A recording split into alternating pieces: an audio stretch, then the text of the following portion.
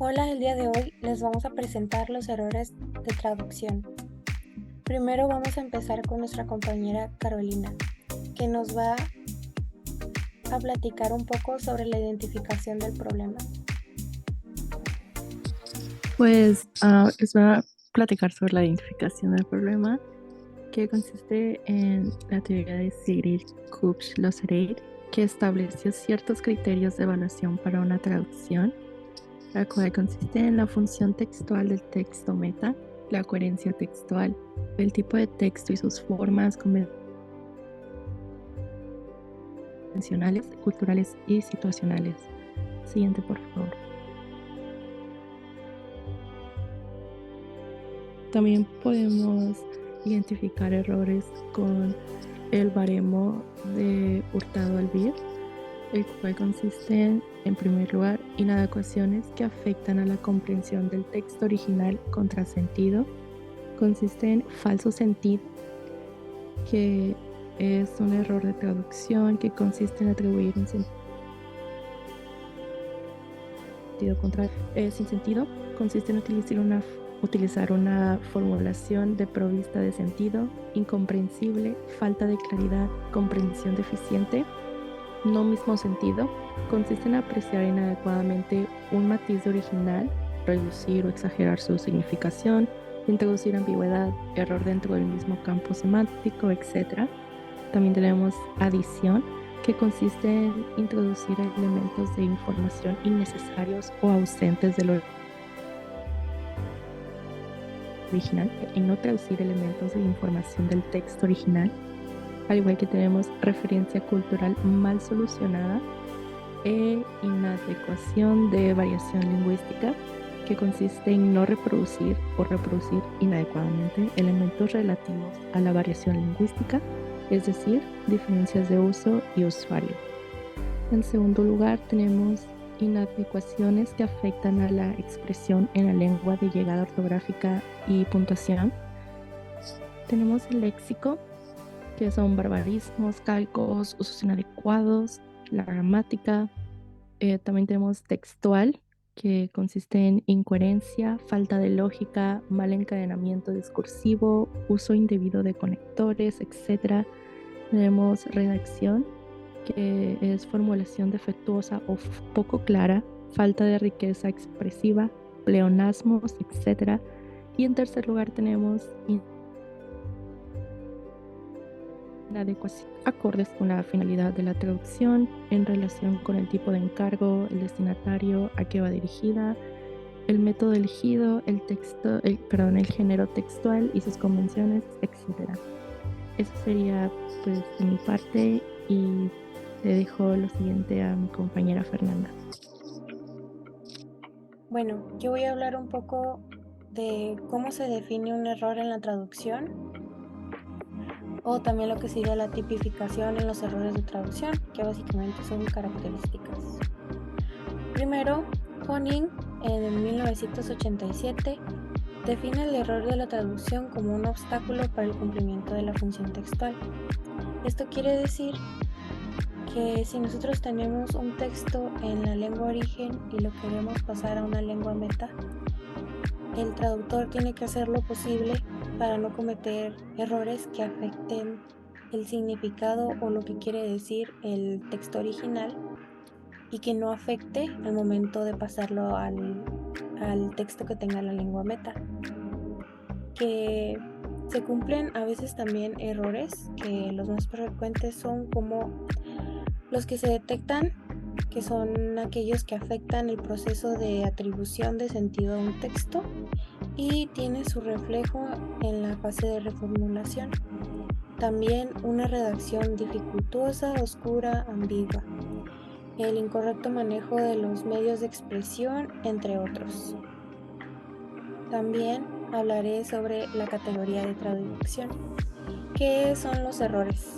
Entonces, el número 1 es el error pragmático.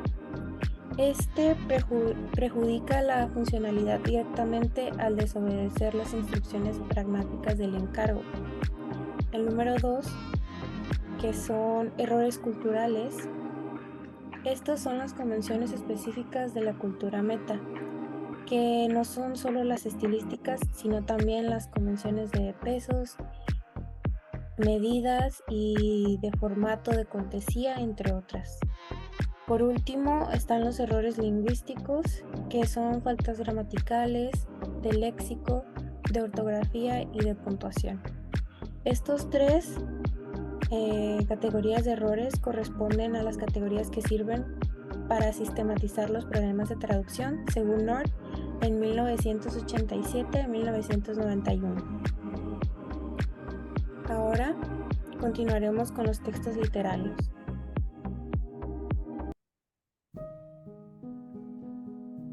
Bueno, yo voy a estar explicando lo que es la traducción literaria y algunos errores que conlleva. Bueno, recordando primero lo que son los textos literarios, algunos son libros, artículos, poesía, materiales publicitarios, por ejemplo, revistas o libros de diversas temáticas, y historias y otros tipos de los cuentos, novelas, leyendas, etcétera. Y estos textos se caracterizan por integrar campos temáticos diferentes, es decir que pues se escriben en diferentes espacios o lugares, combinan tipos textuales, alterna modos diferentes, por ejemplo, alterna entre la narración, aparecen diferentes dialectos e idiolectos, y por último puede presentar referencias culturales propias de la cultura de origen. Esto quiere decir que puede presentar detalles o algunas palabras que se pueden entender más en la lengua de la cultura de origen, de la lengua en la que fue escrita originalmente.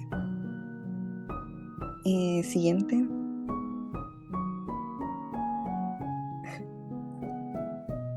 Ok, está traducción de textos literarios.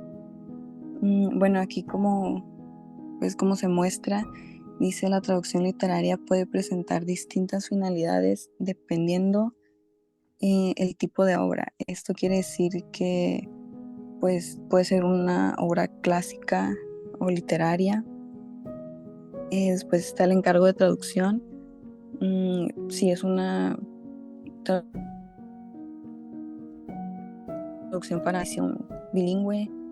Y por último está el destinatario, que es dependiendo pues el tipo de público al que va dirigido, si es un público infantil, un público juvenil o un público culto. Y pues todo esto se define dependiendo qué métodos de traducción pueda usar. Por ejemplo, si es una traducción comentada, una traducción libre, etcétera. Siguiente. Ok, ahora están los errores en la traducción literaria. Bueno, los errores más comunes es en la puntuación. Muchas veces se cree que al traducir pues textos se cree que la puntuación va igual, pero pues no. Por ejemplo, como se muestra pues es un diálogo que, como se puede ver, al escribir un diálogo en español lleva guiones pues para afirmar que es un diálogo, a diferencia que en inglés va con pues entrecomillado, con comillas angulares, y pues en español estas comillas solo se usan para escribir, por ejemplo, el pensamiento de un personaje. Y en el ejemplo pues como se puede ver, en inglés se acotan los incisos que son explicaciones, recapitulaciones o enfatizaciones, y no se cierran si la frase termina con un punto, a diferencia que en español pues se hace uso de comas, puntos puntos suspensivos o dos puntos, como en este caso, en este ejemplo, se está usando los dos puntos. Luego está el ejemplo número 3.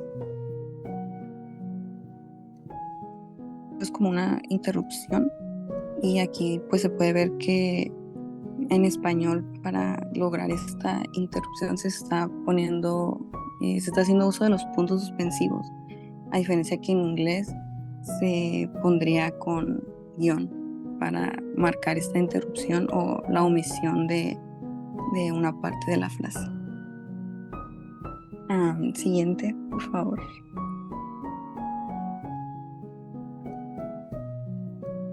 Y luego está la coma, como sería en inglés. Este también es un error que se presenta mucho al hacer pues mención de enumeraciones.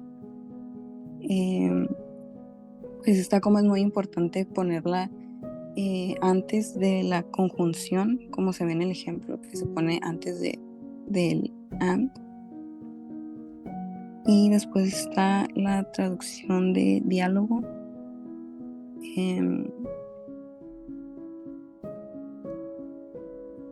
Como se observa, en español se escribe en líneas distintas al escribir un diálogo, a diferencia que en inglés va todo junto como en un mismo renglón. Y después está la repetición de nombres propios. Aquí en inglés la presencia del pronombre personal es obligatoria en función del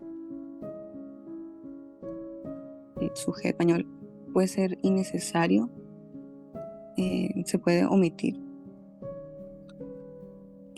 Siguiente.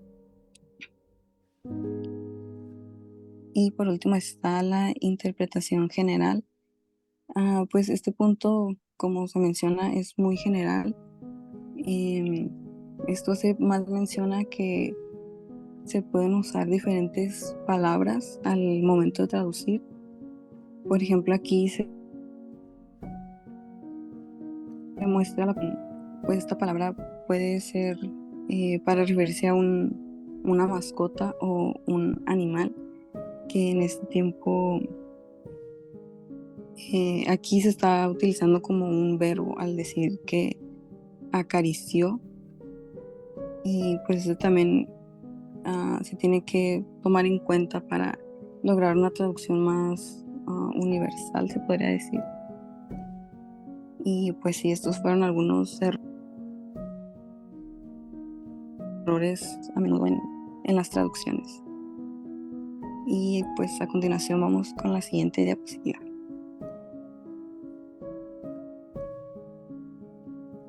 A continuación yo les voy a hablar sobre los errores de traducción en el discurso escrito.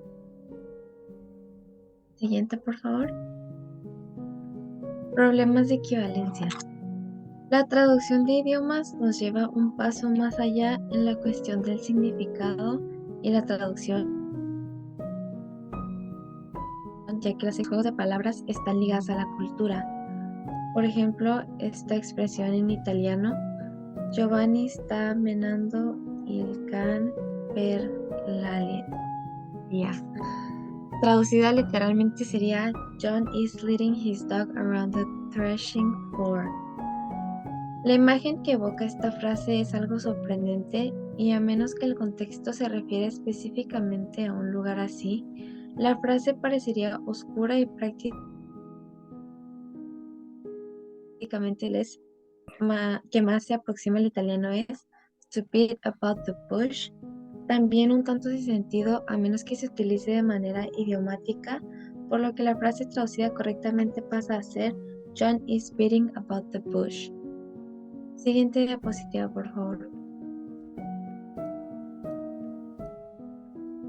Puesto que una metáfora en el lenguaje origen es, por definición, una nueva pieza de interpretación, una novedad semántica, es evidente que no puede tener ninguna equivalente no puede tener contrapartida. En este caso, la competencia bilingüe del traductor. Le sens, como decía Mallarmé en francés, solo le ayuda en el sentido negativo de decirle que cualquier equivalencia, en este caso, no puede encontrarse, sino que tendrá que crearse. La cuestión crucial que se plantea es, pues, si una metáfora puede, en sentido estricto, traducirse como tal, o si solo puede... Siguiente diapositiva, por favor.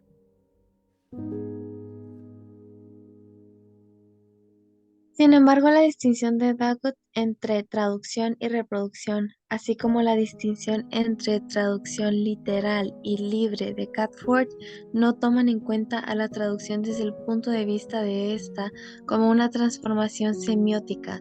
En su definición de la equivalencia de traducción, Popovic distingue 4 tipos. Número 1.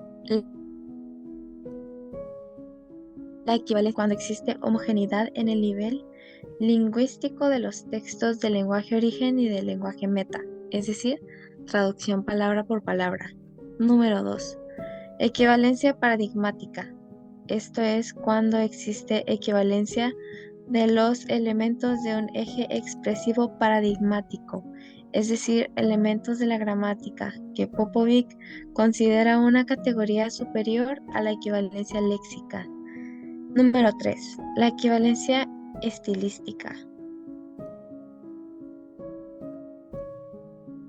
En la de los elementos tanto en el original como en la traducción que persigue una identidad expresiva con una invariante de significado idéntica. Por último, la equivalencia textual o sintagmática. Cuando existe equivalencia de la estructura sintagmática de un texto, es decir, equivalencia de forma y figura.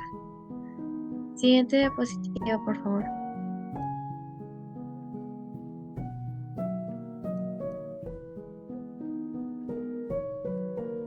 Así porse como una búsqueda de igualdad, ya que ésta ni siquiera puede existir entre dos versiones de un mismo texto, y mucho menos entre la versión del lenguaje origen y el lenguaje meta.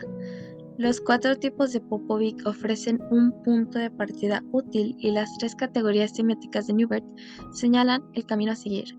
Apuntan hacia un enfoque que percibe la equivalencia como una dialéctica entre los signos y las estructuras de los textos del lenguaje original y lenguaje meta. Siguiente diapositiva, por favor.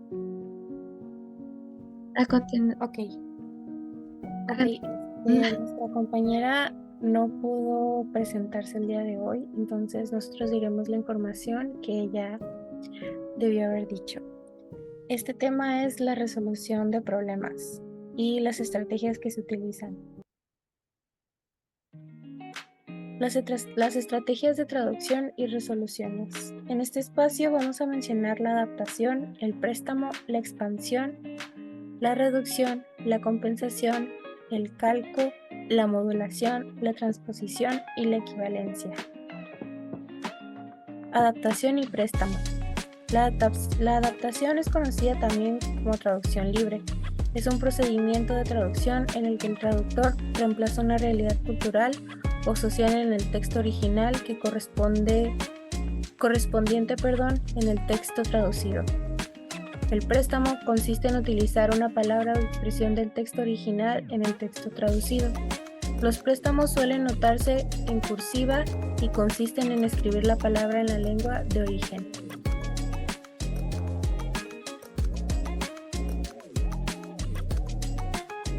Continuamos con la expansión y el préstamo.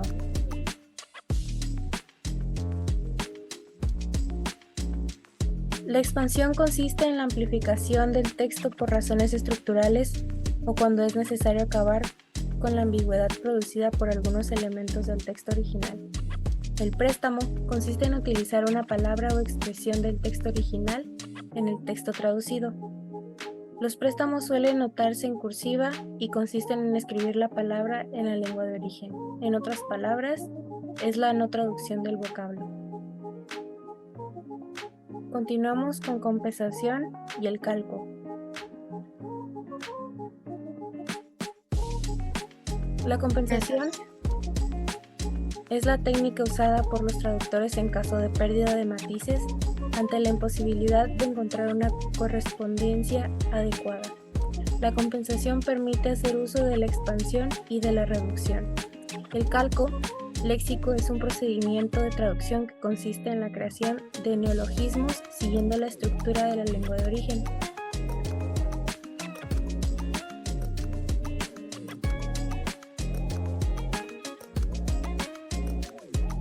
Continuando con la modulación, consiste en variar la forma de mensaje mediante un cambio semántico o de perspectiva.